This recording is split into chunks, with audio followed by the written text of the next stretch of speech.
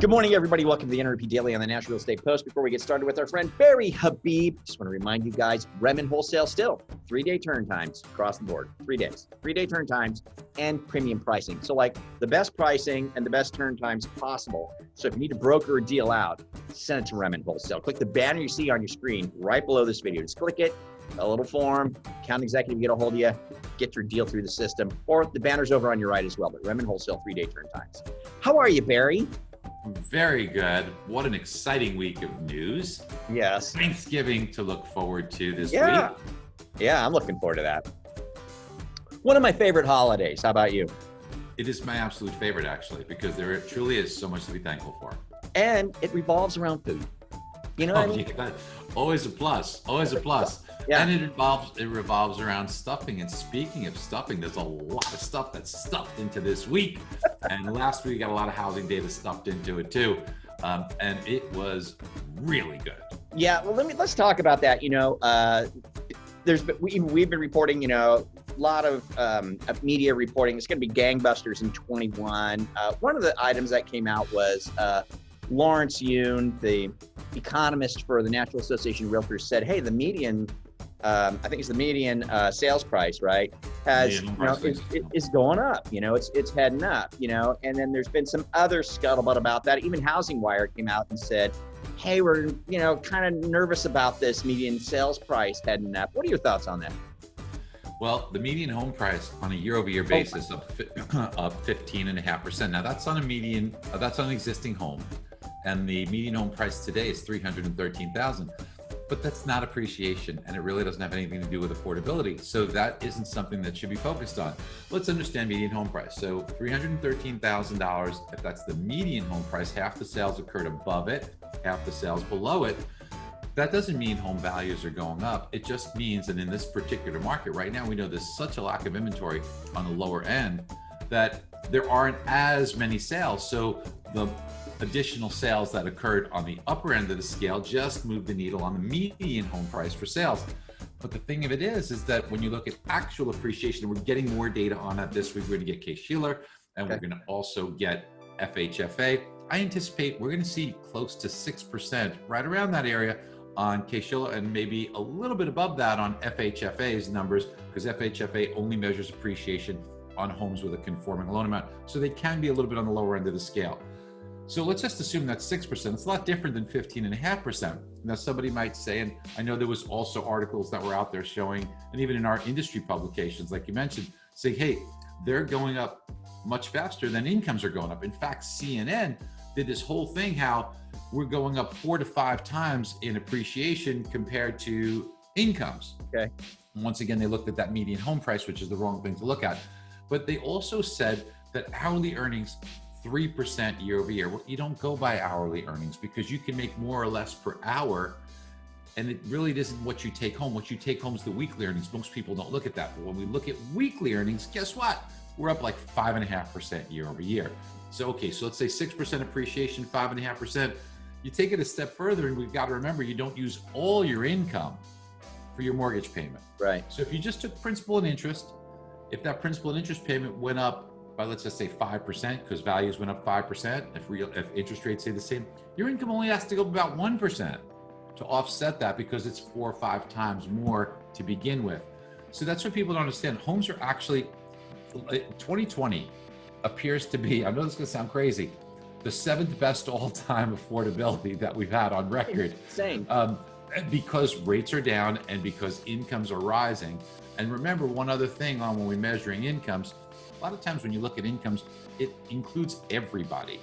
And when you take out people that really aren't going to buy a home, look, take that 17-year-old young guy or gal working in a fast food place, working hard, but they're not a home buyer right now. They will be, but today they're not, yet their income is incorporated in that. So when we kind of get it to the right picture and put it clearly in focus the way it's supposed to be looked at, we're in really good shape affordability-wise.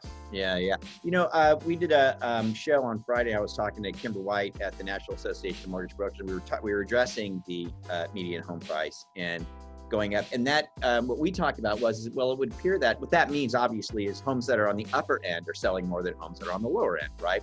So what it does appear, and I just want to know what your thoughts are on this, because my concern about that is, wow, it looks like the more affluent, in fact, I read another article that stated, this is because the more affluent people who aren't necessarily affected by COVID with respect to their employment, right? They're in different types of jobs. They're in jobs that don't require them to head into an office or to out into the field or, as it were, right? That type of a thing. So these are the people that are taking more advantage of the great, robust real estate market that we're in right now, which is drawing up the median home price. But on the other side of the coin is that does mean that some of the people on the lower spectrum, right, or the spectrum that isn't participating yet, could be getting left out of some things. And what are your thoughts on that? So first of all, you're 100% right that COVID has disproportionately affected people, and people that have the ability to do what you and I are doing right now more easily for what they do for a living are less impacted. But people that tend to be in the service sector that have to have that, providing services that have been closed or limited or shut down, they're certainly struggling a lot more, but it disproportionately has affected renters. Now, I get your point, and yes, people are not as affected on the upper end of the scale to some degree. Not that restaurant owner, right? They're definitely affected. Yeah, true. But what we're really seeing is this is an impact based upon the lack of inventory. There just is such a lack of inventory. And when we take a look at people that are coming of age, things that you and I have talked about, just the demographics and those first-time homebuyers coming into the marketplace, there is just an overwhelming amount of demand, and the supply is not there because new construction's been really affected by COVID. It wasn't keeping up to begin with. Right. But in 2020, when construction shut down for 6 or 7 or 8 months, it left a hole. You can't just make that up instantly. Right. And by the way, what's really exciting, I guess where you're looking at it from, right? If you think home prices are going to appreciate, think about this. If we understand that 33 years old is the median age of a first-time home buyer, okay, we go back 33 years ago to 1987, 1986. When you look at birth rates in 88, 89, 90, 91, they exploded, which suggests to us that we need to be on the lookout for the next 4 years. A big influx of first-time home buyers is about to hit the marketplace, and we just don't have the inventory. So people are going to pony up and people are going to buy up, and you'll continue to see prices go up. So as crazy as it sounds with the appreciation that we've had, I really think that we're going to see a lot more appreciation over the next 4 or 5 years. So, pony up and buy the home now because it's going to go up more. And, one of the things that we do is we look at that bid over ask tool that we've created. It's a really good tool because it allows you to say, okay, if I'm bidding over asking price, at what point in time will the appreciation in my zip code for this home based on an AVM model eclipse that? And and you'll be surprised. It's only, within the spring of next year. So look, you close in January, your first payment's in March, you're in the spring anyway. So it's not so bad. And by the way, 19% of purchases are cash buyers. So those cash buyers, they're looking for a discount because they're giving the seller the certainty of you don't have to worry about a mortgage contingency. And when we take a look at those transactions to win against them, the only way is to incent the seller and say, look, I know you got the sure thing here, but I'm a pretty sure thing. I got a pre-approval letter, and I'm willing to make you feel more comfortable by giving you a little bit more. There comes a price point where the seller says, okay, I'll take that, but we got to get the buyer comfortable with going above. That's an interesting factoid that I learned from you about the birth rate and et cetera. And, there's just more people that are in the country. They're just going to have to, they're going to form households, and they're going to want to buy a home. And, my wife and I, we sell real estate very part-time on the side. If something falls out of the sky, we'll do it. But we've got 2 deals closing right now, and both of them are first-time home buyers. But Barry, I used your analogy because they're like, what are we going to do? I think prices are going to come down and all this stuff. I said, probably not. Here's what you got to look at that a lot of the media isn't talking about, which is exactly what you just went over. They're like, what, you're right. And they're so thrilled. And they got in. We did have to offer over on both of those to get it done, just like you said. Let's look forward into the coming week here. Short week, right? Of course, Thanksgiving market's closed. Are the markets closed on Friday too? Friday, the markets are open. So they will be. We'll be open, but markets are open too. Yeah, but it is Black Friday. So so you get some deals out there while you're probably working. People will be on their computer getting some cyber deals. But the news, Frank, in a word, it's steaming right now because What we see is that you've got your normal mortgage applications, you've got your initial jobless claims, you're going to get appreciation data, which we think is going to be good, and new home sales. So there's a lot, along with Fed minutes.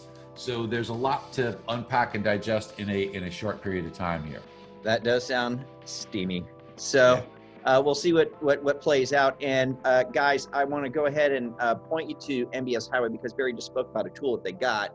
If you find yourself working with some real estate agents as a mortgage professional, we're working with buyers who, maybe have to offer a little bit above what the asking price is of the home. That tool in MBS Highway to lay that out is obviously brilliant and very, very useful. So I'm going to link you guys down to MBS Highway down below. You can get a free trial for 14 days, something like that. You'll keep it forever. If you don't have it, I'm sure everybody already has it. But if you don't, you got to give it a try, because there's a lot of other tools in there. Plus, Barry, keep you up to speed on everything that's going on, this week and beyond. So with that, Barry, thanks so much, man. Thank you, brother. Thank you. Hey, happy Thanksgiving, everybody. God bless you guys. Have a great, healthy, happy Thanksgiving. All right. And the same to you, Barry. You guys have a great one. Do us a favor, leave us your comments down below, forward, share, and subscribe. And don't forget, you can get a mobile app by doing this. Download the National Real Estate Post mobile app today. Available on Apple Store and Google Play. Just search National Real Estate Post.